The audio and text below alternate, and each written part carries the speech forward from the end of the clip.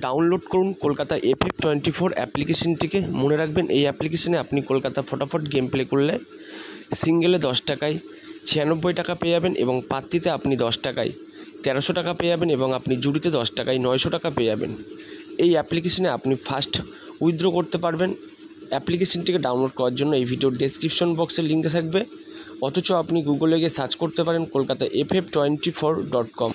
সরাসরি দেখে নিন 15/7/2025 মঙ্গলবারের দিনের লাকি নাম্বার বা শুভ সংখ্যা কী প্লে করবেন।